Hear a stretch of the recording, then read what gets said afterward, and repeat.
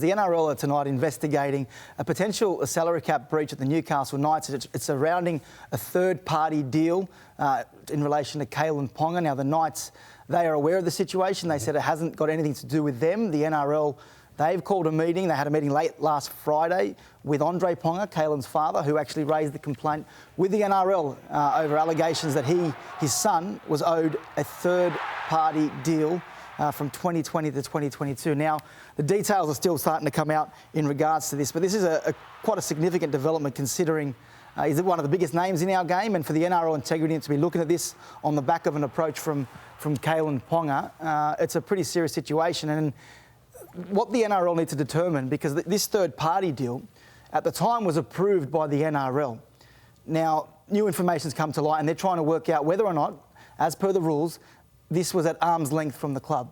At the time, it was approved, saying yes, it was, and they would need to determine if that it is at the moment still at arm's length from the club, because they can retrospectively, the salary cap auditor has the discretion to go in and apply that third-party deal, whether it was paid or unpaid, onto the Newcastle salary cap. So at the moment, the questions are being asked about that third-party deal, was it paid, and whether or not it was at arm's length. So who's Kalen Ponga's dad complained about? Because if he's going to the NRL, well, it's a third-party deal. It's got nothing to do with the club. Well, that's where it gets murky. So they need to determine whether or not the club knew about it. And the club obviously say they were at arm's length. This is between Kalen Ponga and his management to deal with this situation. I think it's with Kalen in this situation. I think there's going to be a little bit more to it. Obviously, the information's still coming to light, but I wouldn't be surprised if this is the beginning of an agitation for Kalen Ponga to potentially renegotiate or explore other options, because... Why would he want to renegotiate? Hasn't he got the biggest deal in the game? Well, he's got a deal till 2027. It's worth quite a lot of money. But we know, obviously, the situation at the Knights hasn't been all smooth sailing. They resurrected their season last year. But for Andre Ponga to go to the NRL then to go and sit down with the Knights, to sit down with his father and try and ascertain what's going on here, there's going to be some significant conversations over the next few days to weeks over Kalen Ponga and that third-party deal. So when you say there's, I guess, more to come on this, it's about maybe this is a small play in a big play for Kalen to end up outside of Newcastle territory. Look, I think there's unrest there. I don't think Andre Ponga would have done this lightly to go to the NRL. And as I said, there's some details that we can't say at the moment that will come to light over the next 24 to 48 hours. That are quite significant and could have ramifications. Now, in the past, guys, like there's third-party deals that are registered, but also that it has to work both ways. When they're registered with the NRL, they have to provide a reason, or the player has to undertake obligations to actually earn that money. You just can't just give him the money. They need to determine, did Kalen Ponga actually earn that money over that period of time, and what happens going forward.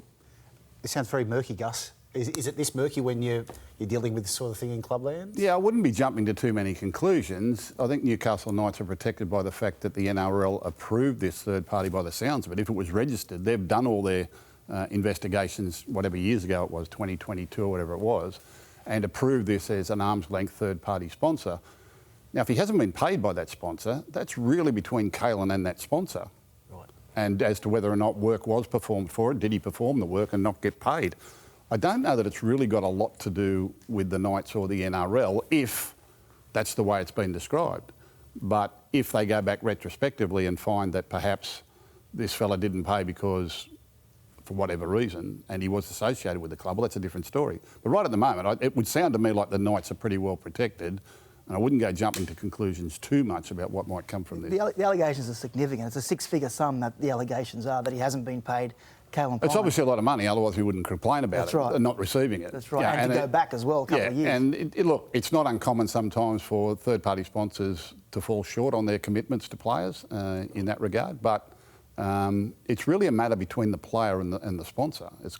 Once it's been approved by the league and the club is at arm's length, I'm not sure the club's got too much to worry about. Well, the thing is, whether or not the club is still at arm's length is going to be the question. Did they know about it at the time? Did they know the person involved? They're the questions the NRL want to get answered over the coming days to work out. Well, I think before third parties are approved, when they're applied to the NRL then writes to the club for the club to approve this and say, is this at arm's length? Do you know this sponsor? Do you know what the obligations are, etc., etc.?